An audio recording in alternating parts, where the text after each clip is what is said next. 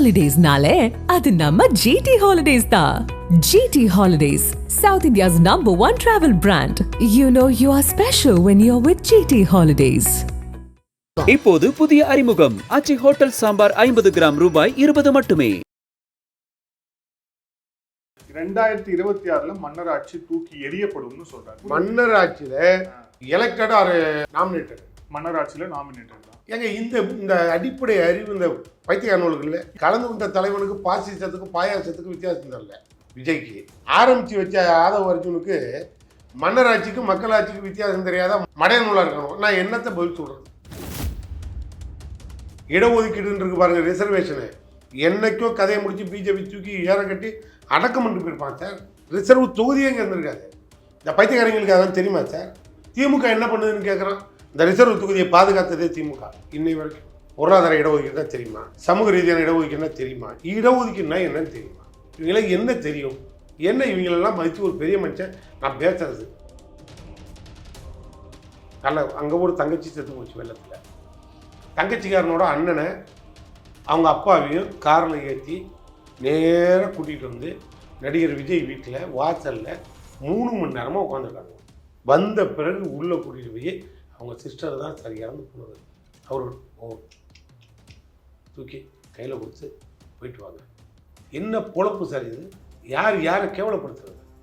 ஒரு முதலமைச்சரும் ஒரு துணை முதலமைச்சரும் நேராக போய் ரோடாக போய் அந்த மக்களோட கலந்து அழுதுட்டு இருக்கான். ஒரு மனசாட்சி இல்லை. மழை வெள்ள பாதிப்பு ஏன் விஜய் பார்க்கலன்னு நீங்க கேக்குறீங்க. வேங்கை வேலைக்கு இதுவரை உதயநிதி ஸ்டாலினோ இல்ல முதலமைச்சர் ஸ்டாலினோ போனாங்களா? ஏன் போல? எங்களுக்கு 5 நிமிஷம் ஆகாது.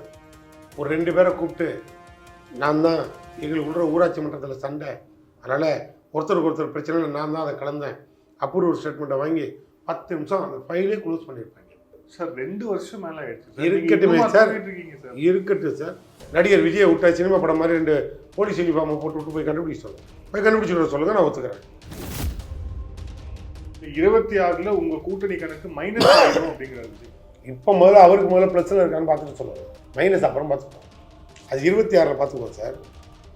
அது வரைக்கும் இவர் கட்சி வச்சுருப்பாருன்னு முதல்ல பாருங்கள். முதல்ல கோட்டைக்கு போகிறதுனா அப்புறம் இருக்கட்டும். முதல்ல கண்ணம்மாப்பேட்டைக்கு போகாமல் பார்த்துக்க சொல்லு விஜய. கட் அவுட்டில் பால் ஊற்றினாங்க. இனி அதுக்கு வேலை இல்லை. கட்சி ஆரம்பித்த காலாட்டிக்கிட்டே தூங்க சொல்லு, இல்லைன்னா போர்வையை பூத்தி வாயில் பாலை ஊற்றிடுவாங்க. ரெட்ஜைன் பற்றியும் வராரு. ஒரே ஒரு நிறுவனம் அரசியல் வந்ததுக்கு அப்புறம் எல்லாமே இவங்க படம் தான். அரசியல் பவரை வச்சுட்டு இவங்க சினிமாவை ஃபுல்லாத்தையும் கண்ட்ரோல் பண்ணுறாங்க. வாரத்துக்கு 4 படம் வந்தால் 4 படமும் அதே பேனர் தான். அப்போ இவங்க வந்து அதை வச்சு கொள்ள அடிக்கிறாங்க அப்படின்ட்டு வந்து சார்ஜ் பண்ணுறாரு. அதை வச்சு அவருக்கு என்ன பிரச்சனை? நான் கூட சொல்கிறேன், அவருக்கு எங்கேருந்து பணம் வந்தது? அவருக்கு எங்கேருந்து வசதி வாய்ப்புலாம் வருது? அவருக்கு எங்கேருந்து இவ்வளோ பெரிய புரட்சியாளனாக மாறினாரு? இதெல்லாம் நாங்கள் எடுத்து நோண்டி பார்ப்போமா? ஆதன் நேயர்களுக்கு அன்பு வணக்கம். இந்த சிறப்பு நேர்காணலில் நம்முடன் இருந்திருக்கிறார் திமுகவின் செய்தி தொடர்பாளர் சூரிய வெற்றி கொண்டான் அவர்கள். வணக்கம் சார். வணக்கம் சார். நேற்று நடந்த ஒரு நிகழ்வு, குறிப்பாக அந்த அம்பேத்கர் தொடர்பான புத்தக வெளியீட்டுகளா, அதில் வந்து தமிழக வெற்றி கழகத்துடைய தலைவர் விஜய், அதுக்கப்புறம் வந்து விடுதலை சிறுத்தைகளுடைய துணை பொதுச் செயலாளர் ஆதவ அர்ஜுன், இவர்கள் இருவருடைய பேச்சு அப்படிங்கிறது திமுகவை மையப்படுத்தி இருந்தது. குறிப்பாக கிட்டத்தட்ட திமுகவை வந்து ஒரு குற்றவாளி கூண்டில் ஏற்றுவதை போல அவர்களுடைய ஒரு சார்ஜுமே இருந்தது அப்படின்னு பார்க்குறோம்.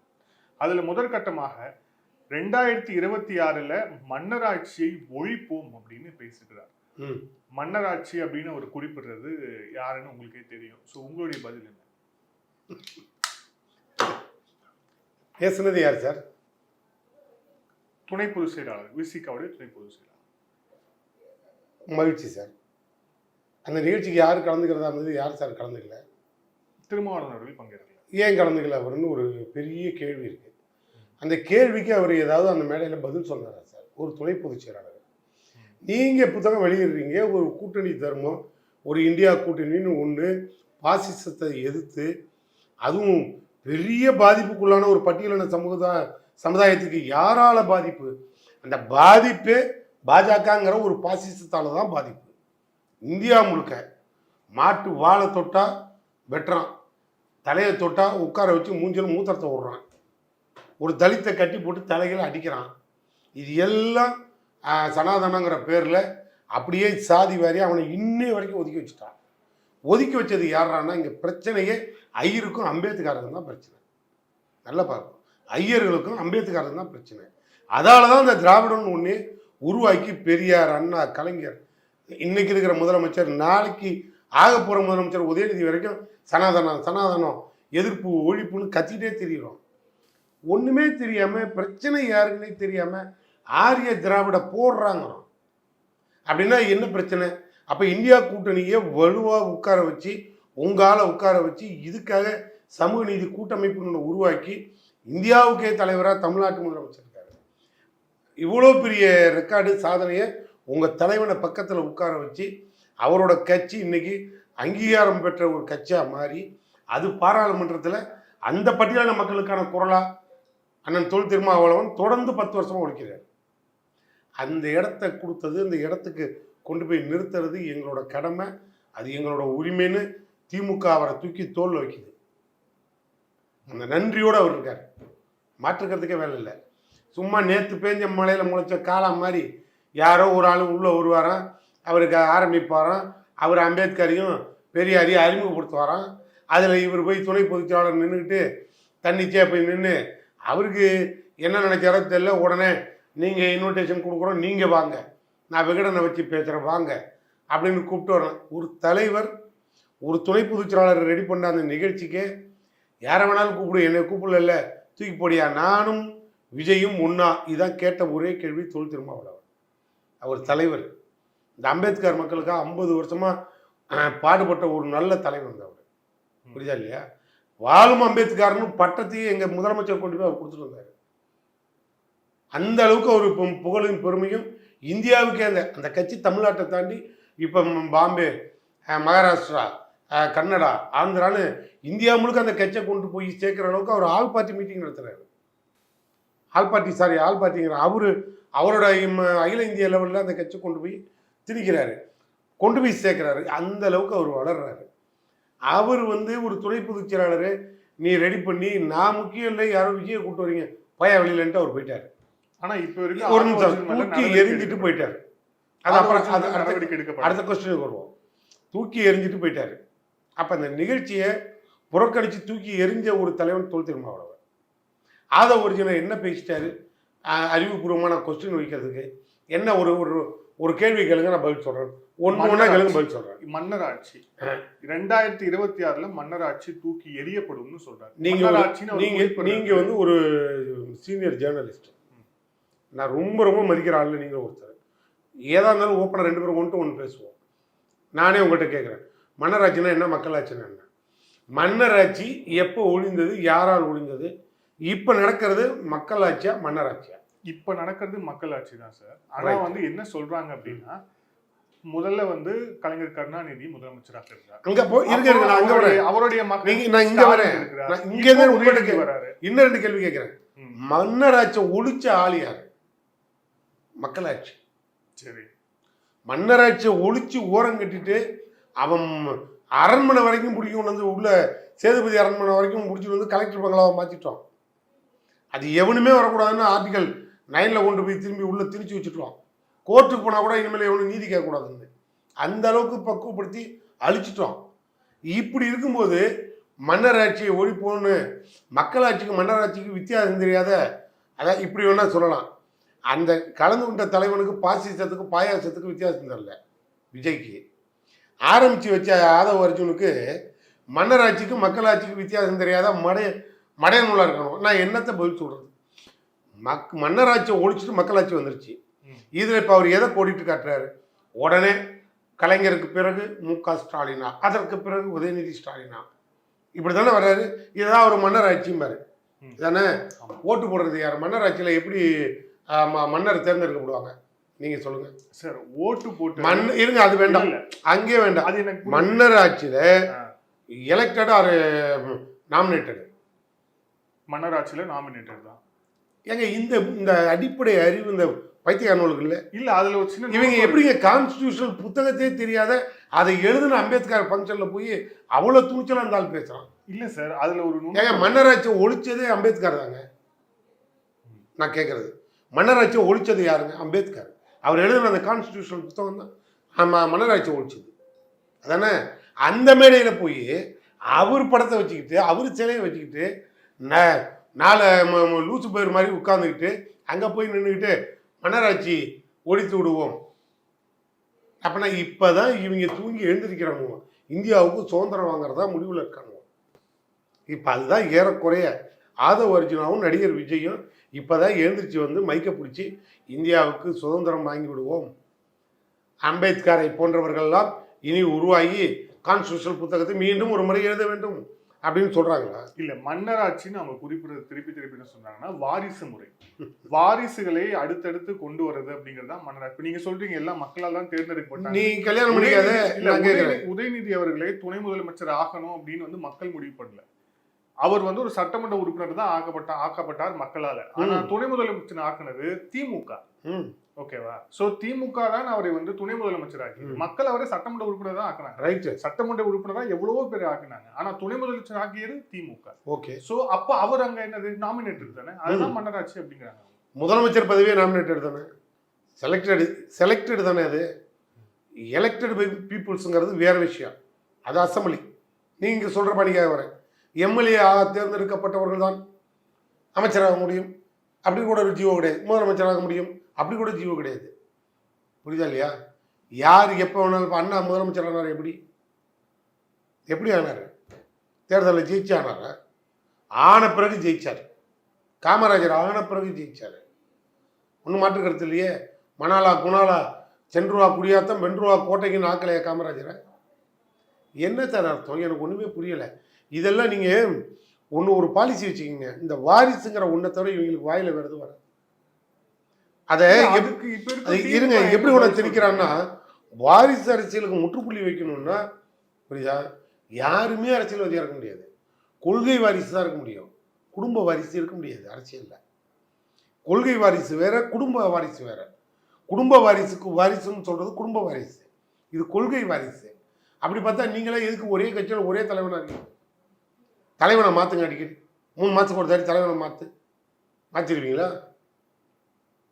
மாவட்ட செயலாளர் 2 மாதத்துக்கு ஒரு தாரி மாற்றிடுவீங்களா? அப்போ விஜய்க்கு 6 மாதம் கழிச்சோன்னு 2 வருஷம் கழிச்சு விஜயை மாற்றிடுவீங்களா?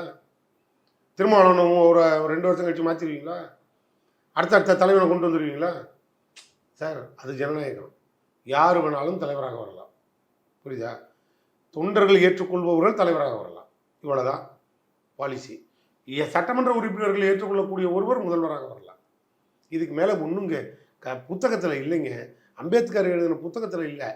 அங்கே வந்து உட்கார்ந்த 2 அறிவாளி பேசின 2 அறிவாளியும் அம்பேத்கரை அட்டப்படத்தில் பார்த்துட்டு அந்த புத்தகத்தை படிக்கவே தெரியாதவங்க. இல்லை, அம்பேத்கரை அவருக்கான உரிய இடத்தை கொடுக்காதது திமுக அப்படிங்கிறாங்க அவங்க சார்ஜ். இந்த விழா நடந்ததுக்கு அப்புறம் அமைச்சர்கள் எல்லாம் வந்து அம்பேத்கருக்கு போய் மரியாதை செலுத்தணும்னு போறாங்க. இதுக்கு முன்பாக திமுக எந்த மேடையில அம்பேத்கருக்கு வந்து ஒரு படம் வச்சிருக்கு, ஒரு விழா எடுத்திருக்கு, ஒரு பாராட்டு பண்ணிருக்கு, எந்த இடத்துல திமுக பண்ணிருக்குன்னு கேட்குறாங்க. ஒன்னே நீங்க நல்லா புரிஞ்சுக்கணும். பாசிசத்தை எதிர்த்து ஒரு கட்சி திராவிடம்ங்கிறது.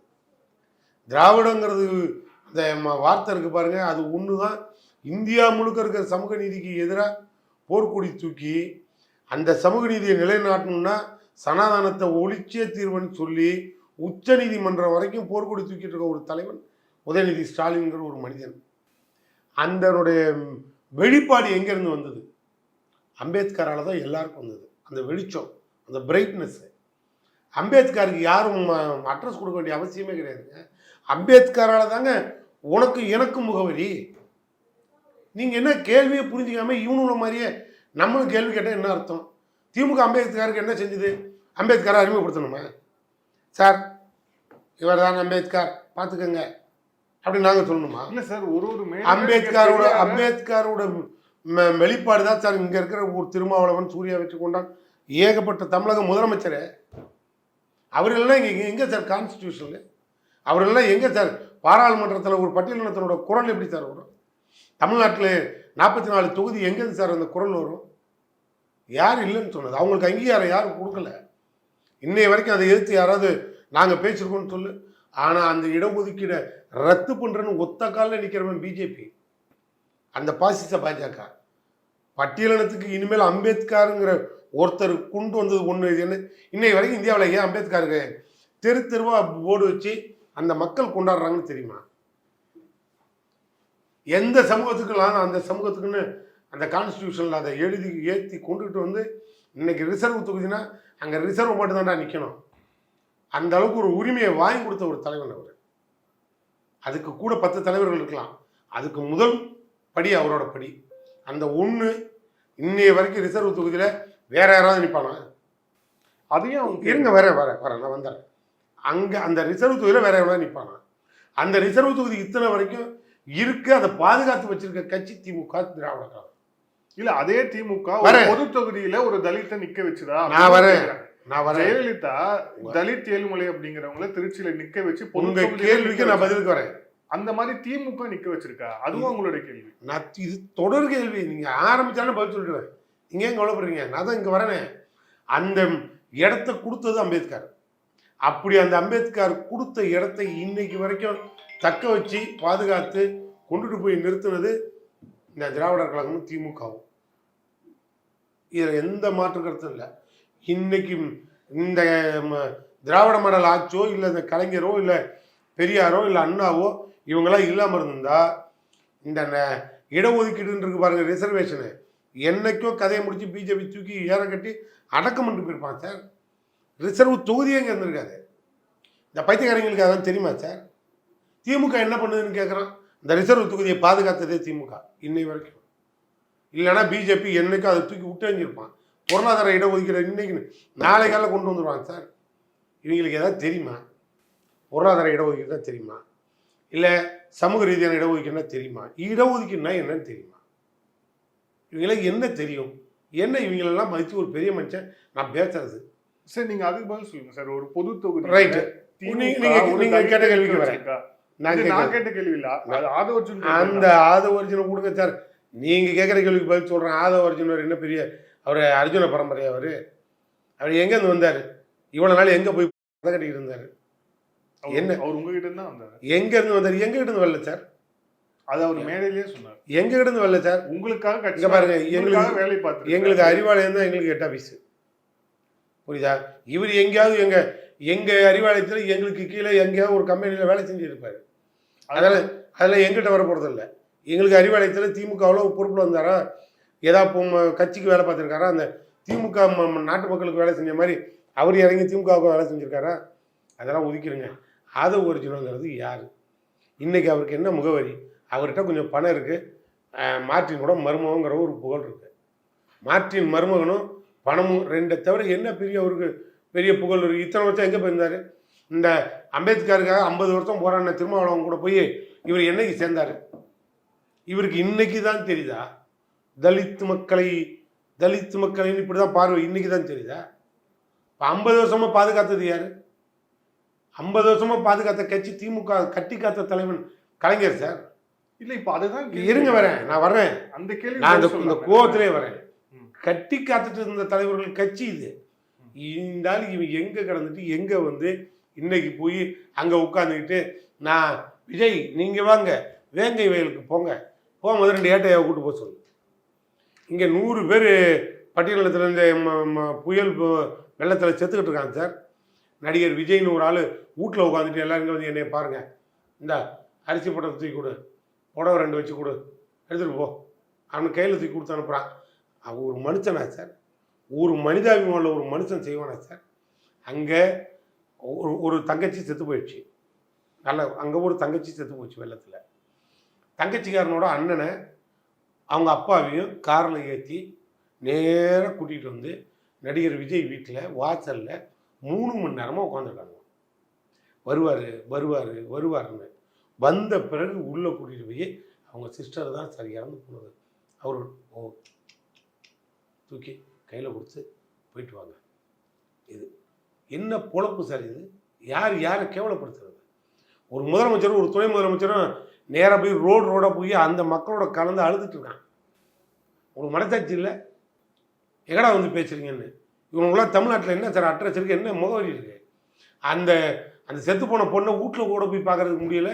வீட்டுக்கு கூப்பிட்டு நீ 2 அரிசி மூட்டையை கொடுத்துட்டா நீ பெரிய அகில உலக தலைவன் ஆயிடுவேன். சரி, இப்போ இதே அது வேணாம். நான் உங்கள் கேள்விக்கு வரேன். இதை ஒதுக்கிடுங்க. ஏன் ஒரு பட்டியலினத்தை சார்ந்த ஒருத்தரை ரிசர்வ் தொகுதியிலிருந்து ஏன் பொது தொகுதி நிறுத்தலை?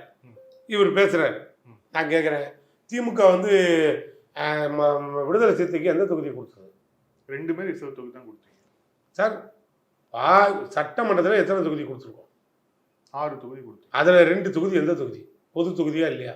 ஆமாம், பொது தொகுதி கொடுத்தீங்க. அந்த பொது தொகுதியில் யார் அவர் போய் நிறுத்தினார்?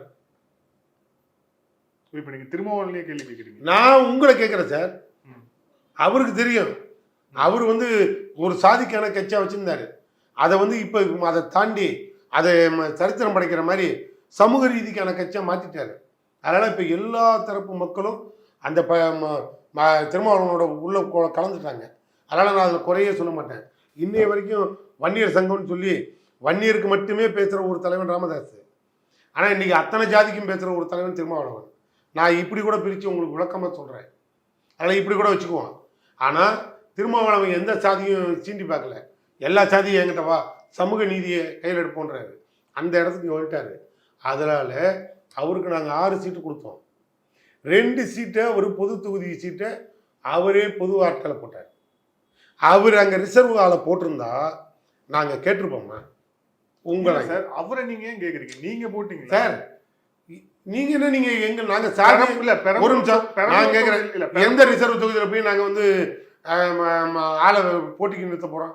ரிசர்வ் தொகுதியில் நிறுத்த முடியாதுன்னு தெரியும். ஆமாம், நாங்கள் பொது தொகுதியாக இருக்கட்டும். ரிசர்வ் தொகுதி இவ்வளோ தொகுதி 44 தொகுதி ரிசர்வ் தொகுதின்னு வந்துருச்சு. அங்கே அவங்கள தான் போடுறோம். எங்கள் கட்சியிலையும் போடுறோம், எல்லா தொகுதியிலையும் போடுறோம். அப்புறம் மற்ற பொது தொகுதியிலையும் அவங்களே போட்டுட்டா நாங்கள் என்ன கட்சியை கழிச்சிட்டு போகிறதா? இல்ல உங்க மேல சார்ஜ் தான் சார். பெரம்பலூர்ல சார்ஜ் பண்றவங்க பெரம்பலூர்ல நின்ன ராஜா பாருங்க ரிசர்வ் தொகுதியா மாறதால நீங்க நீலகிரில உங்களுக்கு இது நீங்க திமுக இதை நீங்க போய் அண்ணன் ராஜாட்ட கேளுங்க, தெளிவா போய் சொல்லுவாரு. கட்சி அவர் அனுப்பிச்சா அவர் போனாரான்னு கேட்டு சொல்லுவார். அவரு தன்னிகர் இல்லாத ஒரு தலைமை நிலைக்கு வந்துட்டாரு. வெளி உலகத்துக்கு அறிமுகமாகி கலைஞருங்கிற ஒரு மனிதன், அவர் இந்த திராவிட மாடல்ங்கிற ஆட்சி, திராவிடங்கிற வரி, அவர் தீக்காங்கிற பேஸ், அவர் பாடியில் ஓடுற பிளட்டு, அது அவரை தூக்கிட்டு போய் தமிழ்நாடு முழுக்க பிரசித்தி பெற்ற மனிதனாக ஆக்கிருச்சு ராஜாவை. அதனால் அவர் துணிச்சலாக போய் நான் ஊட்டியில் நிற்கிறேன், ஒசூரில் நிற்கிறேன்னு எங்கே வேணாலும் நிற்கலாம் தமிழ்நாட்டில். அவர் சூஸ் பண்ணி உனக்கு எந்த தொகுதி வேணும்னு கேட்டார்.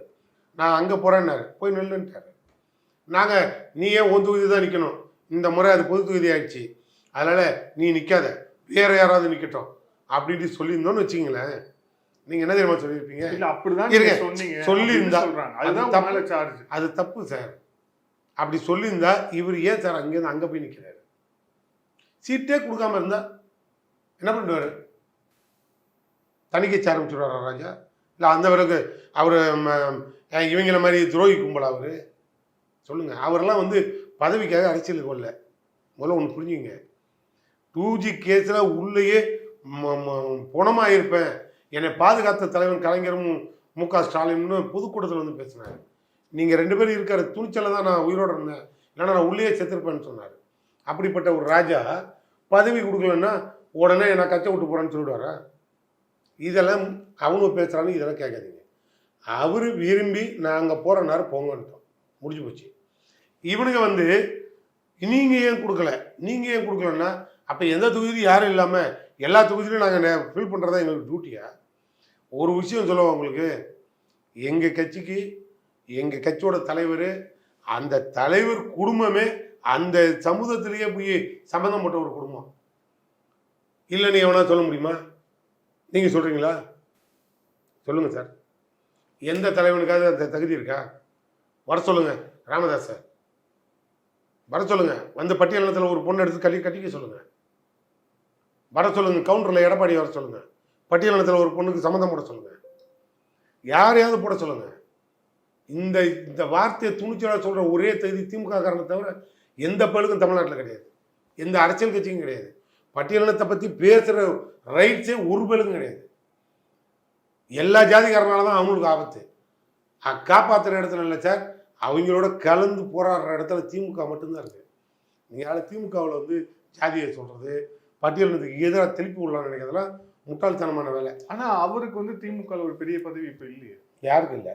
நீங்கள் சொன்ன அதே ஒரு தலைவர் கலப்பு திருமணம் செய்தாட்டு ஒரு தலைவர் இப்போ தலைவராக இருக்கிறாரா இல்லை கட்சிக்குள்ள இருக்கிறாரா? கட்சியே அவருக்கு தான் சார். கட்சியில இல்ல சார் அவர். கட்சி அவரு தான் ஒரு மண்டல தென் மண்டல பொறுப்பு ஒண்ணு புரிஞ்சு சார், ஒண்ணு புரிஞ்சுங்க சார், கட்சியே அவங்களுக்கு தான் சொல்லிட்டோம்னா அப்புறம் அதில் எல்லாம் முடிஞ்சிருச்சுன்னு அர்த்தம். நீங்க கட்சியே நீங்க நாளை காலையில் அவர் வந்து நீங்க சொல்றது எப்படி இருக்குன்னா யார் கட்சியே அவங்க குடும்பம் தான் அப்படிங்கிற மாதிரி இருக்கு நீங்க சொல்றது. சார் திமுகங்கிறதே எங்க தலைவர் குடும்பம் தான் சார். திமுக அவரே ஓப்பனா சொன்னாரு, தமிழ்நாட்டு முதலமைச்சர் வந்து சொன்னாரு, இளைஞரணியை பார்த்து சொன்னாரு, நான் ஒரு பிள்ளைய பெத்த நினைச்சுக்காதீங்கப்பா, உதயநிதி மட்டும் என் புள்ள இல்லப்பா, இங்க இருக்க அத்தனை பேரும் என் பிள்ளைங்க தான் பண்ணாரு. எங்களது ஒரே குடும்பம் தான், நீ எங்களுக்கு விட்றங்க சிண்டு முடிச்சு விட்றதெல்லாம் எங்கள் வேலைக்கு இல்லை, எங்களை விட்டுரு. நான் கேட்டது ஒரு ஆத்தன்டிகேட்டடான ஒரு கொஸ்டின். போய் உங்களுக்கு துணிச்சல் இருந்தால் ராமதாஸை போய் கேளுங்க. கலைஞர் குடும்பம் பட்டியலில் சம்மந்தம் போட்டிருக்க, நீ போட ரெடியாயா? சமூக நீதியை பற்றி பேசுகிறிய நீ, போய் கேளுங்க. எடப்பாடியை கேளுங்க, போய் அண்ணாமலையை கேளுங்க. இவங்க எல்லாம் அதுக்கு ரெடின்னா ஜாதி நாளை காலம் அடிச்சிடுவோம். திராவிடம் சமூக நீதினு பேசக்கூடிய திமுக ஏன் வேங்கை வயலில் ஒரு சொல்யூஷனுக்கு, ஒரு ப்ராப்ளத்துக்கு ஒரு சொல்யூஷனை கொண்டு வர முடியல? ஒரு கான்ஸ்டபிள் நினைச்சிருந்தா ஒரு வாரத்தில் சால்வ் பண்ண வேண்டிய கேஸை இன்னும் இழுத்தடிக்கிறாங்கன்னா அப்ப இவங்களுடைய எண்ணம் என்னன்னு கேட்குறாங்க. நான் ஒன்றே சொல்கிறேன், நீங்கள் கோச்சக்கூடாது. எடப்பாடியாக இருந்தால் என்ன பண்ணியிருப்பாங்க தெரியுமா? இல்லை மற்ற அரசியல்வாதிகளாக இருந்தால், ஒரு நார்மல் அரசியல்வாதி இருந்தால் என்ன பண்ணியிருப்பாங்க தெரியுமா? இது இவ்வளோ பெரிய இஷ்யூவாக கொண்டு போகாமல் டக்குன்னு ஒரு ஏட்டையாவை கூப்பிட்டு ஒரு 2 பேரை கூப்பிட்டு பஸ் ஸ்டாண்டில் படுத்துருப்பானுங்க. பஸ் ஸ்டாண்டில் படுத்துருக்கவனெல்லாம் பிடிச்சிட்டு வந்து நம்ம போலீஸ் என்ன பண்ணணும்னா, ஒரு 20 வருஷம் முன்னால் இந்த சந்தேக கேஸில் பிடிச்சிட்டு வந்துடுவானுங்க. பிடிச்சிட்டு வந்து உள்ளே படுக்க வச்சுட்டு உடனே எழுப்பி காலையில் என்ன ஊருன்னு கேட்பான். வேண்டியவன் யாரும் இல்லைன்னு வச்சுக்க, இவன் மேலே அந்த 8ஆம் நம்பர் வீட்டில் திருட்டு போச்சு பாரு, அது இவன் தான் திருநான்னு எழுது, கேஸை க்ளோஸ் பண்ணு, டார்கெட்டை க்ளோஸ் பண்ணுறான்றான். இந்த பாலிசி தான் அப்படியே நடந்துகிட்டு இருந்தது, அரசியலையும் நடந்தது. அதுக்கப்புறம் அப்பழுக்கற்றது ஒரு அரசியல்வாதியாக நடக்குதுன்னா திமுக ஆட்சி தான். எங்களுக்கு 5 நிமிஷம் ஆகாது, ஒரு 2 பேரை கூப்பிட்டு நான் தான் எங்களுக்குள்ள ஊராட்சி மன்றத்தில் சண்டை, அதனால் ஒருத்தருக்கு ஒருத்தர் பிரச்சனை, நான் தான் அதை கலந்தேன், அப்ரூவ் ஒரு ஸ்டேட்மெண்ட்டை வாங்கி போட்டுட்டு கேஸை போட்டு பெயிலில் விடு, வேலை முடிஞ்சு போச்சு. 10 நிமிஷம் அந்த ஃபைலே க்ளோஸ் பண்ணியிருப்பாங்க. எங்களுக்கு என்ன எவ்வளோ நேரம் ஆகும்? நாங்கள் என்ன முட்டாளா சார்? இருங்க ஒரே கேள்வி, நாங்கள் என்ன முட்டாளா? இவ்வளோ பேர் வேங்கை வேல் வேங்கை வேல் வேங்கை வேல்னு பேசுவான், இந்த அறிவு கூட எங்களுக்கெல்லாம் விடும். அது முக்கியமே இல்லை சார், நல்லா புரிஞ்சுக்கணும். இது இருக்கணும். இது உண்மையான சமூகம் யாரு? இது சமூக பிரச்சனையா இல்லை ஒரு சாதி பிரச்சனையா பல சாதி பிரச்சனையா? என்ன இருக்கு, என்ன அலைகள் என்ன? இது அப்படியே இருக்கட்டும். இதுக்கு ஒரு இனிமேல் நடக்காம இருக்கணும்னா கடுமையான தண்டனை வேணும். எந்த ஜாதிகாரம் இருந்தாலும் பரவாயில்ல, டீம் போட்டு ஆய்வு பண்ணி தூக்கு அப்படின்ற அளவுக்கு இந்த விசாரணை ரொம்ப டீப்பாக போயிட்டு இருக்கு. அப்போ அதை நம்ம பாராட்டணுமே ஒழிய அதில் போய் குறை கண்டுபிடிக்க கூடாது சார். 2 வருஷம் மேலே ஆயிடுச்சு. இருக்கட்டுமே சார், இருக்கட்டும் சார், இருக்கட்டும். கண்டுபிடிக்கிற இடத்துல திமுக இருக்கு, கண்டுபிடிக்கும்ன்றேன். அதுக்குன்னு இவ்வளோ இப்போ அதை கூட சொல்லுவீங்க, திமுக ஒன்றிய செயலாளர் நகர செயலாளரும் மாவட்ட செயலாளருமா வேட்டி கட்டிட்டு போய் போலீஸ் வேலை பார்ப்பான். நான் ஈஸியாக அதிகாரிகள் சரியில்லைன்னு கடந்து போயிடலாம், எனக்கு அது வேலை இல்லை. உண்மை குற்றவாளி டேபிளுக்கு வரணுங்கிறது மட்டும்தான் முதல்வரோட கவனம். இல்லை அவங்க அதனால ஓடும். ஏன் ராமஜெயம் கொலை கேச்சு இது வரைக்கும் ஏன் கண்டுபிடிக்கல? எங்க ஆட்சி வந்து ஏன் கண்டுபிடிக்கல? நான் உங்களை கேட்குறேன். அது நீங்க தான் சார் பதில் சொல்லுங்க சார். இப்போ நான் கேட்குறேன், எடப்பாடிக்கு அவரும் கண்டுபிடிக்கல, ஜெயலலிதாவும் கண்டுபிடிக்கல, எங்கேயும் கண்டுபிடிக்கல. என்ன யாரும் கண்டுபிடிக்கல? என்ன காரணம் தெரியுமா? பிடிச்சவனை வச்சு கேஸை க்ளோஸ் பண்ணுறது கேஸ் இல்லை. நம்மளை விட கொலைக்காரன் ரொம்ப பெரிய ஆக்கப்பூர்வமாக ஒளிஞ்சிருக்கலாம். அதுக்காக 10 குற்றவாளி தப்பிச்சாலாம் சார் ஒரு நிரபராதி தண்டிக்க கூடாது. அந்த அடிப்படையில் பொறுமையாகவே அதை கண்டுபிடிங்க அப்படின்னு சொல்கிற இடத்துல இருக்கு. அதில் என்ன சார்ஜ் பண்ணுறாங்க? நாங்களே பாதிக்கப்பட்டு நாங்களே கேள்வி கேட்குறோம், இன்னுமா ராமஜெயம் கேஸை கண்டுபிடிக்க முடியல அப்படின்னு. அந்த கோவம் அந்த மாவட்டத்துடைய அமைச்சர், அந்த மாவட்டத்துடைய சட்டமன்ற உறுப்பினர் இவங்கெல்லாம் ஜாதி அடிப்படையில் தேர்ந்தெடுக்கப்பட்டதால தான் இந்த வேங்கை வயல் பிரச்சனைக்கு ஒரு முடிவு வரல அப்படிங்கிறாங்க. சரி, எங்கே வந்து நாங்கள் சாதி அடிப்படையில் மாவட்ட செயலாளர் அமைச்சர்கள்லாம் ரெடி பண்ணுறோம், தயார்படுத்தணும்னு நீங்கள் சொல்லுங்கள். அவங்க வந்து எது வேணாலும் பேசணும். அப்போ நீங்கள் வேட்பாளர் கூட ஜாதி பேசட்டும், நாங்கள் கேட்குறோம். அப்புறம் அதுதான் அவங்க சொல்கிறாங்க. இல்லை, நான் தான் திரும்பி கேட்குறேன். ஒரு வேட்பாளர் தஞ்சாவூர் நேர்காணல் நடக்குது. இப்போ தஞ்சாவூரில் எந்த கம்யூனிட்டி பெரிய கம்யூனிட்டி நீங்கள் அப்படியே கண்ணை விட்டு இப்படி சொல்லி பாருங்களேன், படாருன்னு சொல்லுவீங்க. தஞ்சாவூரா முக்கொழுத்தூர் கல்லர் கம்யூனிட்டி தான் அதிகம்னு சொல்லுவீங்க. எல்லா லீடரும் கல்லர்கள் தான், அதை தான் எடுத்தோன்னு சொல்லுவீங்க. அங்கே யார் உபைதுல்லான்னு ஒருத்தர் ஒரு முஸ்லீம் வந்து மந்திரியாக இருந்தார், எம்எல்ஏ திமுகவில். இன்னைக்கு கூட ஒரு சட்டமன்ற உறுப்பினர் யார், நீலமேகம் நினைக்கிறேன், ஒரு சட்டமன்ற உறுப்பினர். அவர் என்ன கம்யூனிட்டி? எல்லாம் வேறு வேறு கோனார் கம்யூனிட்டின்னு நினைக்கிறேன். எல்லாம் வேறு வேறு கம்யூனிட்டி. எங்களுக்கு கம்யூனிட்டி கூட நாங்கள் விசாரிக்கிறதுனால தெரியல. நாங்கள் கேட்குறோம், அவ்வளோ பெரிய மெஜாரிட்டியாக இருக்க ஒரு ஏரியாவில் ஏன் ஒரு சீட்டை இப்படி பார்த்து கொடுத்தோம்? ஏன் கொடுக்கக்கூடாதா? கல்லறை தான் நிறுத்தணும்னு சொல்லக்கூடாதா? என்ன சார் அர்த்தம்? நான் ஒரு உதாரணம் தான் காட்ட முடியும். நீங்கள் அப்புறம் ஏன் நீங்கள் விழுப்புரத்தில் நிறுத்தக்கூடாதானா? விழுப்புரத்தில் அமைச்சர் பொன்முடியார், நான் உங்களை ஓப்பனாக பேசுவோம், அமைச்சர் பொன்முடியார் சார் என்ன சமூகம் சார் நீங்கள் சொல்லுங்கள். எனக்கு இந்த ஜாதியெல்லாம் தெரியாது, உடையாருன்னு வச்சுக்குவோம். விழுப்புரத்துக்கு கட்டி ஆள்ற அளவுக்கு இத்தனை வருஷம் அந்த வன்னியர் கோட்டையில் கொடி பறக்க விட்டு ஆள் யார் சார்? வன்னியர் கோட்டையில் இந்த கோட்டையை முறியடிச்சிட்டு இன்னைக்கு அங்கே பாமக கோட்டை இருந்தது, திமுக கோட்டையை மாற்றினது யார்? அமைச்சர் பொன்முடி. அவர் என்ன கம்யூனிட்டி? ஏன் அங்கே நாங்கள் ஒரு வன்னியரை வச்சு பண்ணக்கூடாதா? நாங்கள் அது வன்னியர் பார்த்தோமா? இல்லைப்பா நீ எல்லாம் உடையாருப்பா, ஒதுங்கிக்க, ஒரு வன்னியர் தான் இருக்கணும், வன்னியருக்கு வன்னியர் தான் சண்டை போட முடியும் அப்படின்னு நாங்கள் பார்க்குறோம் சார். ஓப்பனாக சொல்லணும்னா சொல்ல போனால் திமுக மட்டும்தான் சார் இதெல்லாம் கடந்து தூக்கி விட்டு எறிஞ்சிட்டு எல்லாத்தையும் கடந்து போகுது. ஒரே ஒரு தலித்தலைமையை கொண்டு போய் அங்கே உட்கார வச்சுட்டாங்க. நீங்க செஞ்சீங்களா? நீங்க பண்ணி எங்களுக்கு செய்யற அவசியம் என்ன இருக்கு? நீ செஞ்சா நான் செய்யணுமா? நான் தான் சொல்றேன், ரிசர்வேஷனை பாதுகாக்கிற இடத்துல திமுக இருக்கு. நீ என்ன கிழிச்ச? நீ பாஜகவுக்கு சொம்பு தூக்கி செஞ்ச. இன்னைய வரைக்கும் பிஜேபிக்கு சொம்பு தூக்கி வச்சிருவானுங்க. அவன் வந்து பட்டியலினத்துக்கு சப்போர்ட்டா பேசுறான். இந்தியா முழுக்க பட்டியலினம் ஒத்துக்க மாட்டீங்களா? பட்டியலினத்தை இந்தியா முழுக்க அவன் உட்கார வச்சு மூஞ்சில் விட்டா கூட நீங்க ஒத்துக்க மாட்டீங்க. ஆனா அங்கே தமிழ்நாட்டில் மட்டும் நீங்க வந்து அவனுங்களே அந்த பிஜேபிக்காரன் இங்கே இறங்கி வந்து ஒரு பட்டியலினத்தை சமந்த வேங்கை வேலை இது வரைக்கும் கண்டுபிடிக்கப்படவில்லை. அது என்ன ஃபார்மெட் மெசேஜா? ஏன் நடிகர் விஜயை விட்டா சினிமா படம் மாதிரி 2 போலீஸ் யூனிஃபார்மை போட்டு விட்டு போய் கண்டுபிடிக்க சொல்லுங்கள். போய் கண்டுபிடிச்சிட சொல்லுங்கள், நான் ஒத்துக்கிறேன். ஆதவ அர்ஜுனாவும் இவரையும் 2 பேருக்கு நான் அப்ரூவல் தரேன், போய் கண்டுபிடிச்சிட சொல்லுங்கள். அவர் கேட்பாரு, நீங்கள் ஆட்சி கொடுங்க, நான் போய் கண்டுபிடிக்கணும் அப்படின்னு.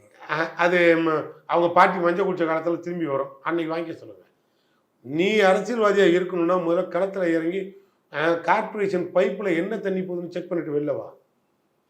மழை தண்ணியில் கால் வைக்க தெரியாத நீ, வைக்கவே பயப்படுற நீ, அப்படியே மாளிகை கோபுரத்தில் போய் எடுத்த உடனே கோட்டையில் முதலமைச்சராக தான் உட்காருவீங்க. ஏன் அடுத்த சீட்டு கொடுத்தா வேணான்றீங்களா? முதல்ல நான் கேட்குறது, முதல்ல கோட்டைக்கு போகிறதெல்லாம் அப்புறம் இருக்கட்டும், முதல்ல கண்ணம்மாப்பேட்டைக்கு போகாமல் பார்த்துக்க சொல்லு விஜய. இப்படியெல்லாம் பேசுறது ரொம்ப தப்பு. நல்ல படம் ஓடிச்சுன்னா அடிக்கடி சொல்லுவேன், நல்ல படம் ஓடிச்சு, கட் அவுட்டில் பால் ஊற்றினானுங்க, இனி அதுக்கு வேலை இல்லை, கட்சி ஆரம்பித்த பார்த்து தூங்க சொல்லு, காலாட்டிக்கிட்டே தூங்க சொல்லு, இல்லைன்னா போர்வையை பூச்சி வாயில் பாலை ஊற்றிடுவாங்க. யார் ஊற்றுவாங்கிறீங்க? ஒட்டுமொத்த கூட வச்சிருக்க பாரு அந்த அத்தை கும்பலும் அப்படியே பாலை ஊற்றிடுவாங்க. எங்களுக்கு என்ன வேலை இருக்குது? ஏன்னா அது வேற இது வேற. இது வந்து மக்கள்கிட்ட நீ போய் ரீச் ஆகணும். மக்களுக்காக தான் நீ அரசியலுக்கு வந்தோன்னா இந்நேரம் 50 முறை அந்த வெள்ள பகுதியில் போய் நீ சுற்றிட்டு வந்துருக்கணும். செத்தவன் குடும்பத்தை இங்கே கூப்பிட்டு நீ துணிமணி கொடுக்குறேன்னா அப்போ எவ்வளோ பெரிய தேசப்பிதா. இதுதான் உங்களுக்கு அம்பேத்கர் சொல்லி கொடுத்தாரா? அம்பேத்கர் இப்படி தான் அரசியலில் அவரோட அடிச்சோடி இப்படி தான் இருந்ததா? அம்பேத்கரை பற்றி யார் சார் பேசுறது? அம்பேத்கர் அட்டப்படத்தில் பார்த்தவங்களாம் இங்கே வந்து நின்று பேசிக்கிட்டு இருக்கான். அவன் ஒரு தலைவனுவோ, அவனோட 2 பேரும் பெரிய மனுஷன், நான் வேற பதில் சொல்லணும். என்ன நியாயம்? இல்லை சார், எனக்கு என்ன பிடிக்கல திமுக கிட்ட, நீங்க யாருக்கு தான் பதில் சொல்லுவீங்க? சேகர் பாபு சொல்றீங்க, நீங்க கேட்ட அத்தனை கேள்விக்கு நான் பதில் சொல்லிட்டேன், நீங்க பதில் சொல்றீங்க. சேகர் பாபு சொல்றாரு, நேத்து ஆதவ அர்ஜுனா யாருன்னே தெரியலையே அப்படிங்கிறாரு. இன்னைக்கு காலைல வந்து விஜயா அவர் வந்து கூத்தாடி, அவர் வந்து தற்கொலை அப்படிங்கிறாரு. இதை வந்து அவர் ஒரு அரசியல் கட்சி தொடங்கியிருக்காரு. அரசியல் விமர்சனம்னா அது அரசியல் விமர்சனமா பண்ணால தற்கூரி யாருன்னே தெரியாது. நான் சொல்றேன் என்ன காரணம், நான் சொல்றேன். ஏன் அமைச்சர் சேகர் பாபு இப்படி பேசுறாருன்னா கோபம். என்ன கோபம்? உள்ளுக்குள்ள இருக்கு எங்களுக்கு உள்ள கோபம். என்ன கோபம்? நீயே செத்தவன் வீட்டுக்கு இளவுக்கு போகாம இளவு முடிந்த வீட்டில் இருக்கிறவங்களாம் முடிச்சுட்டு ஓ வீட்டில் உட்கார வைக்கிறேன். அப்போ நீ என்ன பெரிய அரசியல்வாதி? உனக்கு என்ன தகுதி இருக்கு? நாங்கள் ராத்திரி பகலாக இன்னைக்கு சேகர் பாபுவில் ஆரம்பித்து ஒரு அமைச்சர் விடாமல் அந்த அங்கே போய் வயக்காட்டில் படுத்து கிடந்து எழுச்சி வரோம். நீ வலிக்காமல் இங்கே உட்காந்துக்கிட்டு எங்களை பார்த்து இப்படி ஒரு வசனம் பேசுனீங்கன்னா எங்களுக்கு கோவம் வருமா வராதா? சரி, மழை வெள்ளை ஐயா நான் உன்னே கேட்குறேன். இல்ல சார், இல்லை நான் உங்களை கேட்குறேன், உங்களுக்கு ஒரு உணர்வு இல்லையா? நான் கேட்ட கேள்வியில் ஒன்று கூட உனக்கு கேட்க தோணலையா? இல்லை உணர்ச்சி இல்லாமல் போயிட்டோமா, மங்கிட்டோமா? இல்லை, எனக்கு நான் உணர்வோட ஒரு கேள்வி கேட்குறேன். மழை வெள்ள பாதிப்பு ஏன் விஜய் பார்க்கலன்னு நீங்கள் கேட்குறீங்க. வேங்கை வயலுக்கு இதுவரை உதயநிதி ஸ்டாலினோ இல்லை முதலமைச்சர் ஸ்டாலினோ போனாங்களா? ஏன் போல சார்? அவங்களுக்கு போக தெரியலையே. நீங்கள் ஒன்றே ஒன்று புரிஞ்சுக்கணும். வேங்கை வயலுக்கு அத்தனை அமைச்சர்களுமே போயிருக்கணும். அங்கே இருக்க நிர்வாகிகள், கட்சி நிர்வாகிகள் மொத்த கொண்டு அங்கே நீங்கள் மற்ற ஆள் மாதிரி ஏன் போல ஏன் அது வந்து ஒரு இன்சிடெண்ட் நடந்தது. நடந்த இன்சிடெண்ட்டுக்கு உடனே அதுக்கு உண்டான ரெமெடி கிளீன் பண்ணானுங்க, தொட்டி பூசு கட்டினானுங்க, போலீஸ் பாதுகாப்பு போட்டானுங்க, ஓடிக்கிட்டே இருக்கு. மணிப்பூர் கலவரம் மாதிரி அங்கே ஒன்றும் கலவரம் நடக்கலை. நல்லா பார்த்துக்கணும். மணிப்பூர் கலவரம் மாதிரி கலவரம் கிடையாது. அங்கே எந்த மரண சம்பவமும் இருங்க சார், வர எந்த மரண சம்பவமும் அங்கே நிகழல. ஒரு தொட்டியில மழை நீங்க உடனே அதை கண்டுபிடிச்சி இம்மிடியட்டா என் நடவடிக்கை எடுன்னு சொல்லி ஒரு டீமையே போட்டுட்டோம். அதை எதிர்கட்சிக்காரன் ஊதி பெருசாக்கிட்டு ஏன் முதலமைச்சர் போலன்னு சொன்னா இது வந்து கேள்வியே கிடையாது. புரியுதா? நான் கேட்ட கேள்வி வேற. நான் என்ன கேள்வி கேட்டேன், நீ அரசியல்வாதி, அரசியலா வர, நான் உங்களை திரும்பி கேட்குறேன், ஏன் இது வரைக்கும் நடிகர் விஜய் போல? நீ எங்களை கேட்ட மாதிரியே கேட்குறேன். உனக்கு அதை பத்தி பேசுறதுக்கு தகுதி இருக்கா? நீங்க சார் ஒரே நிமிஷம் ஆட்சியாளர்கள் சார், ஒரே நிமிஷம் சார். ஒரு புது கட்சி தொடங்க சார், நாங்க எதிர்கட்சி சார், ஒரு நிமிஷம், நாங்க எதிர்கட்சியாக இருந்தோம் சார். ஆமா, ஒரு ஆட்சியாளர் தப்பு பண்ணான்னா எதிர்கட்சிக்காரன் ஓடி முதல்ல இலை உளுந்த வீட்டில் உட்காந்து ஒப்பாரி வைப்போம் சார். ப்ராக்டிக்கலாக பேசுவோம். இலை வீட்டில் உட்காந்து நாங்கள் ஒப்பாரி வைப்போம். அப்போதான் ஆட்சியாளர் திரும்பி விடுவான், கலெக்டர் வருவான், நீதி கிடைக்கும், நியாயம் கிடைக்கும். பாடியை வாங்க மாட்டேன், போலீஸ் கைது பண்ணாதான் வாங்குவேன், நாங்கள் போய் உட்காருவோம். இது சாதாரண உனக்கு எனக்கு உள்ள இயல்பு நடவடிக்கை. நீ நாங்கள் தப்பு பண்ணோம்னு வச்சுக்கிறேன், நீ எதிர்கட்சிக்காரன் தானே, அதில் மாற்று கருத்து இல்லை. நீ இன்னைக்கு எங்களை குறை சொல்ல வந்துட்டு இல்லை, அரசியலுக்கு வந்துட்டு இல்லை. கால் எடுத்து வச்சோன்னா முதல்ல நீ எங்கே போய் வச்சிருக்கணும்? அப்போனா நீ என்ன செஞ்சிருக்கணும், அதை பற்றி பேசிருக்கூடாது, ஆதவரிச்சோட பேசிருக்கூடாது. நீங்களாம் 2 பேரும் அங்கே போய் நல்லது கட்டதெல்லாம் செஞ்சுட்டு அவங்களுக்கு அதை போய் அங்கே ஒரு அறப்போராட்டம் நடத்தி உண்ணாவிரதம் இருந்து அங்கே உங்கள் சாகர வரைக்கும் உண்ணாவிரதம் இருந்து அப்படியெல்லாம் நடத்தியிருந்தா இதே அந்த தொல் திருமாவளவன் நடந்தார். சாகர வரைக்கும் உண்ணாவிரதம் இருந்தார். கடைசியில் ஆஸ்பத்திரியில் கொண்டு வந்து படுக்க போட்டு 5 நாளைக்கு அப்புறம் அவரை வீட்டுக்கு கொண்டு வந்தோம். அந்த மாதிரி நீ எல்லாம் ஒரு தகுதி உள்ள ஒரு ஆளா? நீ போய் அங்கே ஏதாவது அது மாதிரி ஏதாவது ஒன்று பேசியிருந்தியா, நடத்துனியா? நடத்தியிருந்தால் நீ இப்போ வந்து குறை சொல்றதுக்கும் மக்கள் உன்னை அப்படியே பார்த்து நியாயம் கேட்கறதுக்கு ரைட்டு. அப்போ ஒருவேளை சார் நான் ஒன்று சொல்றேன், ஆளுங்கட்சியில நான் விளக்கம் கொடுத்தா ஒத்துக்க மாட்டீங்க. எதிர்கட்சிக்காரன் எங்களை கேள்வி கேட்குறவன், டே உனக்கு அறிவு இருக்காடா, நீ ஏன்டா போலன்னு அவனை பார்த்து கேள்வி கேட்க மாட்டீங்க. அவனை பார்த்து நாங்கள் ஏன் இவங்க போனவங்களான்னா அப்போ அவங்க ஆட்சியில் இருக்காங்களா அப்படின்னு எங்களை பார்த்து கேட்பீங்க. சார் நீங்க தான் சார் ஆட்சியாளர்கள். இப்போ நீங்க எதிர்கட்சியா இருந்தா நீங்க வேங்கை வயல் போயிருப்பீங்க நேற்று. ஏன்னா நீங்க எதிர்கட்சியா இருக்கும்போது நீங்க இவ்வளவு நேரம் வேங்கை வயலை பத்தி நீங்க எதிர்கட்சியா இருக்கும்போது சாத்தான்குளம் போனீங்க, இவ்வளவு நேரம் நான் எதிர்கட்சியா இருக்கும்போது தூத்துக்குடி போனீங்க.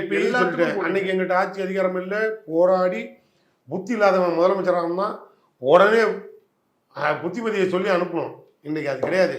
ஒட்டுமொத்த மந்திரி சபையும் அங்கே போச்சு, வேலை நடந்துருச்சு. அது தொட்டியில் தண்ணி கலந்த பிரச்சனை, மலம் கலந்த பிரச்சனை. அன்னைக்கு மறுநாளே டிஸ்போஸ் பண்ணிட்டோம். குற்றவாளியை தான் தேடி அலசி ஜாதி பிரச்சனை வந்துடக்கூடாதுங்கிறதுனால ரொம்ப தெளிவாக அலசிட்டு இருக்கோம். ரிசல்ட் வரட்டும்.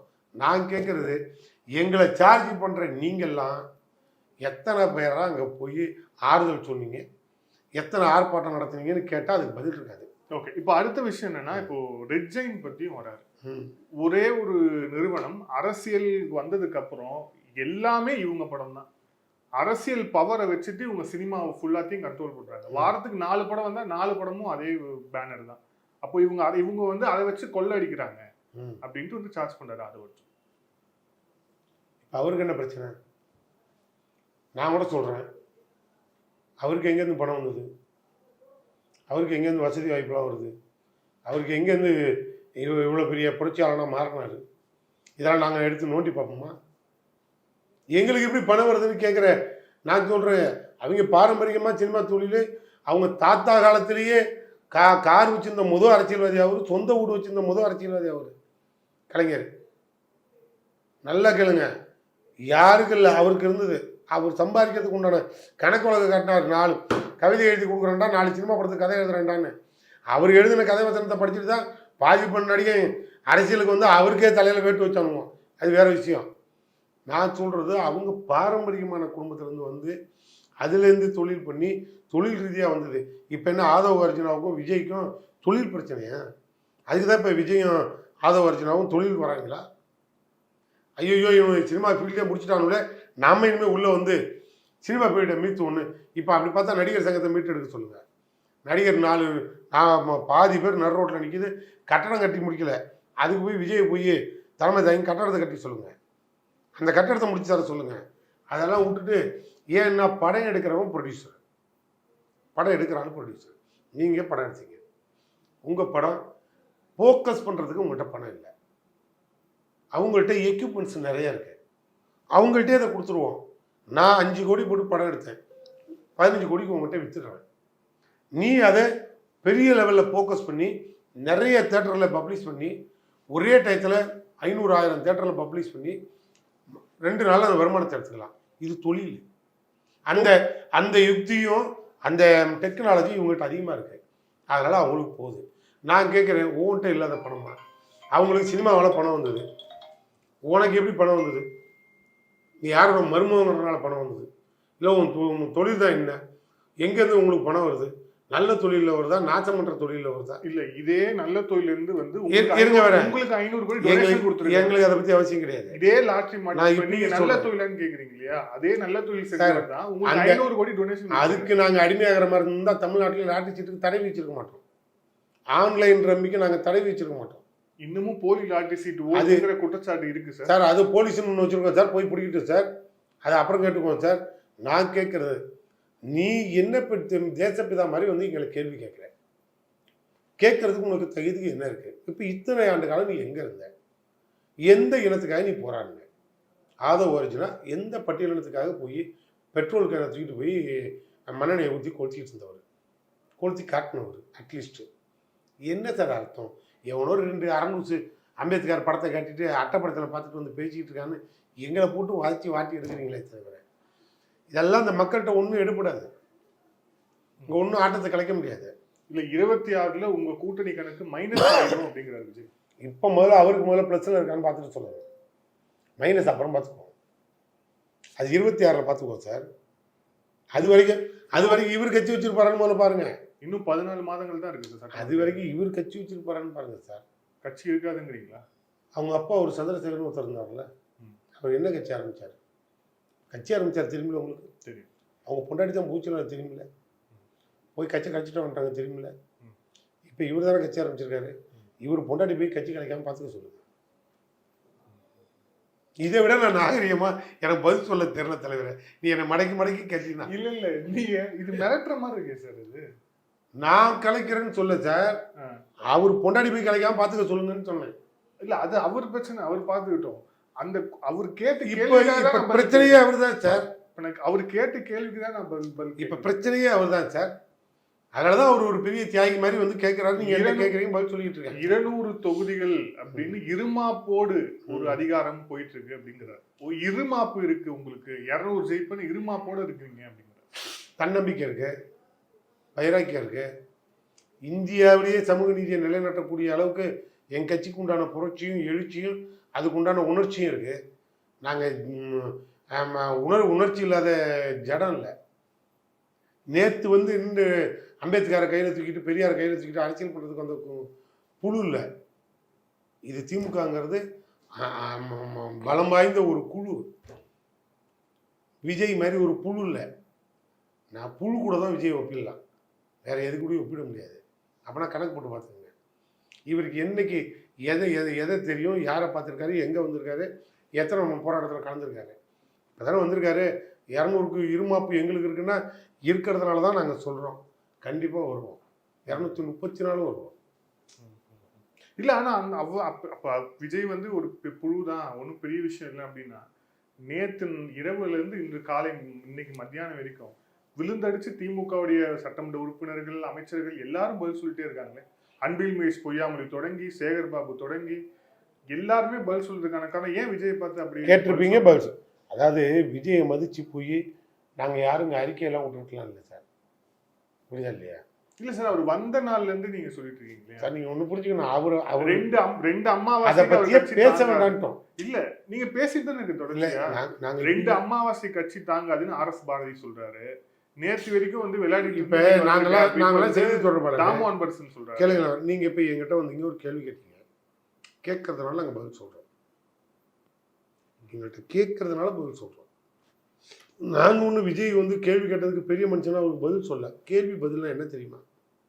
நீங்க என்னை கேள்வி கேட்க வந்திருக்கீங்க, நான் உங்களுக்கு பதில் சொல்றேன். அவரை மதிச்சு முதலமைச்சர் அறிக்கை கொடுத்துருந்தாருன்னு வச்சுக்கோங்க, கேள்விக்கு மரியாதை கொடுத்த பதில், அதுக்கு பேர் மரியாதை, பயம், ரெண்டும் கலந்துருக்கலாம். இங்கே அதுக்கெல்லாம் வேலையே கிடையாது. அந்த இடத்துக்கு மூலையில் போடியான்ட்டு கூட்டார் எங்கள் சிஎம்.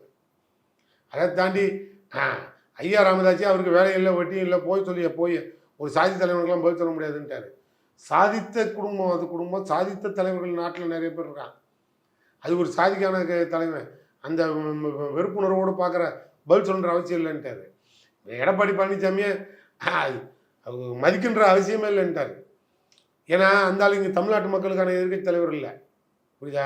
கட்சியை காப்பாற்றிக்கிறதுக்கு அவர் எதிரணியில் உட்காந்து இருக்கமா இல்லையானா அங்கே போராடிட்டு இருக்க ஒரு தலைவனாக இருக்காரு. இல்லை, ஆனால் இதெல்லாம் சரியான போக்கான ஒரு கேள்வி இருக்குல்ல. கருணாநிதி அவர்கள் முதலமைச்சராக இருந்தபோது, ஜெயலலிதா அறிக்கை விட்ட போதும் சரி, எங்களுக்கு அவர் வந்து ஒரு அறிக்கைக்கும் பதில் சொன்னாங்க. தெளிவாக சொல்கிறோம், ஒரு ரிப்போர்ட்டுக்குனாலும் நின்று பதில் சொல்லிட்டு போவார். அவர் அந்த மாதிரி எதையுமே வந்து கடந்து போகல. ஆனால் இப்போ இருக்கவங்க ஏன் இப்பயும் சொல்கிறோம், ஒரு ரிப்போர்ட்டரை கூட நாங்கள் உதாசனப்படுத்தி பதில் சொல்லாமல் போல. தலைவர்கள் நான் சொல்கிறேன், எங்களுக்கு அது அவசியமே இல்லை. தலைவர்னா நாட்டு மக்களுக்கு தேவையான தொண்டை செஞ்சவன் தான் தலைவனா இருக்கும். எதிர்கட்சி தலைவர் துரோகம் பண்ணவெல்லாம் தலைவன் கிடையாது. எதிர்கட்சி தலைவர் அவங்களாம் துரோகிச்சார் தலைவனே கிடையாது, துரோகிச்சார். எடப்பாடி பழனிசாமி துரோகிச்சார். கான்ஸ்டிடியூஷனல் பொறுப்பு இல்ல சார் எதிர்கட்சி தலைவர்ங்கிறது. அவரு கேட்டா சார் ஆகணும், பதில் சொல்லணும்னு எந்த சட்டத்துல ஜீவோல இருக்கு? கேள்வி மக்களுக்கு உண்டான கேள்வியை தான் பதில் சொல்லலாம். மடத்தனமா ஒரு கேள்வி கேட்டா என்ன பதில் சொல்றது? 50,000 கொடு, 1 லட்சம் கொடு அப்படின்னா அதுக்கு கேள்வி, அது எப்படி பதில் சொல்றது? நிர்வாகம் யார் பண்ணுறாங்க? மக்கள் எங்களை நம்பி ஆட்சி கொடுத்துருக்கு. மக்களுக்கு தெரியும் நாங்கள் என்னெல்லாம் செய்வோம்னு. இன்னைக்கு கொடுத்துட்டு நாளைக்கு பிச்சை எடுக்க முடியாது. நாங்கள் தெளிவாக இருக்கோம், யாருக்கும் துரோகம் பண்ணுற அவசியம் இல்லை. அதனால் முறையே நடத்துகிறாரு. நாங்கள் அதை பற்றி நீங்கள் கவலையப்படாதீங்க, தெளிவாக பதில் சொல்கிறோம். எந்த ரிப்போர்ட்டருக்கு வேணாலும் கேள்வி கேளுங்க, ரிப்போர்ட்டரை மதித்து பதில் சொல்கிறோம். இந்த நேர்காணல் இறுதியான கேள்வி, 26 எலெக்ஷனில் இது எல்லாமே வந்து சேர்ந்து மெயினாக வந்து உங்கள் கூட்டணிக்கு ஒரு ஆபத்தை ஏற்படுத்துமா அப்படிங்கிற ஒரு கேள்வி இருக்கு. ஏன்னா ஒரு பக்கம் விஜய், ஒரு பக்கம் சீமான், ஒரு பக்கம் பாஜக, எல்லாமே தனிச்சு நிற்கக்கூடிய ஒரு சூழலும் இருக்கு. உங்க கூட்டணியை நோக்கி நகரக்கூடிய சூழலும் இருக்கு. விடுதலை சிறுத்தைகளுக்கு அழைப்பு இருக்கு, காங்கிரஸுக்கு அழைப்பு இருக்கு. அப்படிங்கிற போது இந்த கூட்டணியை உங்களால் தக்க வைக்க முடியும்னு நம்புறீங்களா? ஒன்றும் நல்லா பாருங்க, இதே கூட்டணி நாங்கள் இப்படியே தான் பயணித்தோம். கூட்டணி வந்து பிஜேபியில் இருந்த கூட்டணி சேர்ந்த பாவத்துக்கு கட்சை காணா தலைவனையும் காணான்னு பாவம் பாதி பேர் ரோடாக சுற்றிக்கிட்டு இருக்கிறான். அதே நேரம் எடப்பாடி தலைமையில் சேர்ந்தவன்லாம் எங்கே இருக்குன்னே தெரியாமல் தட்டு தருமாறி கம்பெனியாக சுற்றுறான். தமிழ்நாட்டில் செய்கூலி சேதாரம் இல்லாத ஒரே கட்சி இப்போ இந்தியா கூட்டணி மட்டும்தான். அதில் பலம் வாய்ந்த தலைவர்களாக இருக்கும். நாங்கள் எம்பி சீட்டு எம்எல்ஏ சீட்டுக்காக கூட்டணி சேரலை, ஆள்றதுக்காகவே சேரலை, வாழணுங்கிற நம்பிக்கையில் சேர்றோம். வாழ்கிறதுக்கே இங்கே ஒரு பெரிய கூட்டணி தேவைப்படுது. அந்த அளவுக்கு ஒன்றிய அரசு தமிழ்நாடை புறக்கணித்து வஞ்சித்து வச்சுருக்கான். அதுலேருந்து மீட்டெடுக்கிற போராட்டம் தான் இந்தியா கூட்டணி. அப்படிப்பட்ட கூட்டணியில் கமலஹாசன், உலக நாயகன் கமலஹாசனும் இங்கே வந்து சேர்ந்துட்டாரு. உள்ளூர் நாயகனாக இருக்க கருணாஸ் கூட இங்கே தான் வந்து சேர்ந்துட்டாரு. யாரும் வெளியில் போய் சேரல. எங்கள் கூட்டணியிலேருந்து வெளியில் போகல, வெளியில் இருக்க ஆட்கள் தான் உள்ளே வருது. எங்களுக்கு அதெல்லாம் வராது. எதிர்கட்சி இல்லை எதிர் அணின்னு ஒன்று இருக்காங்கிறது 26 தேர்தல். நன்றி சார், பல்வேறு கேள்வி. Thank you sir. மகிழ்ச்சி சார்.